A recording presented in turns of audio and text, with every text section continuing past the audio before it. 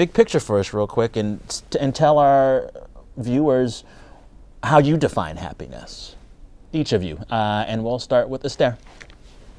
But I am talking to the woman who writes about the science of happiness. So, I think that happiness is a destination where you arrive when you experience an amalgamation of positive feelings combined with a sense of engagement, combined with deep, meaningful connections, combined with what I call is the reconciliation of our two most important human needs, which is the need for security and stability and safety, and the need for novelty and curiosity and change.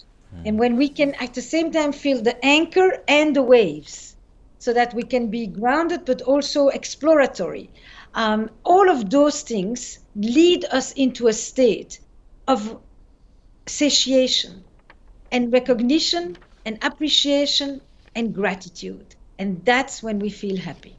I like that. Laurie, go ahead. How do you define happiness? Esther's definition was so fantastic. I don't want to go like all nerdy now, but I will. It's my professor role to go. Do it.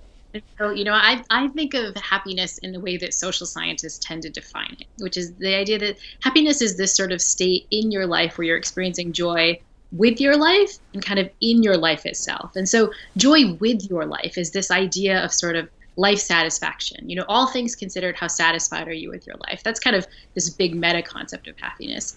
But happiness is also about, experiencing joy within your life, which is the answer to the question, how many positive emotions did you experience today? And subtract out the negative emotions. So if your ratio of things like joy and laughter and gratitude is kind of higher than, the states of sadness and anger and frustration, then you're kind of doing well. And so many of the practices I teach my students and I talk about in my podcast, The Happiness Lab, the goal of those practices is to boost the happiness with your life, your kind of life satisfaction, and also the happiness in your life. And the reason I loved Esther's definition is all the things she mentions seems like empirically the science suggests boost both of those.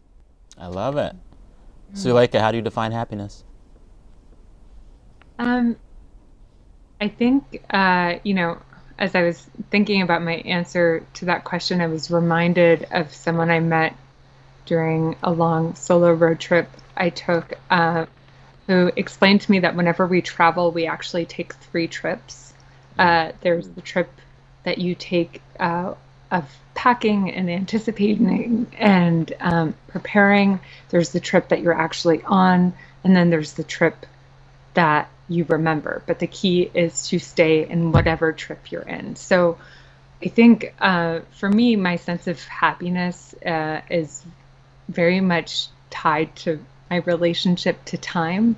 We spend so much time either kind of focused on the past or striving for something that's ahead or even unreachable that we're kind of constantly grasping for.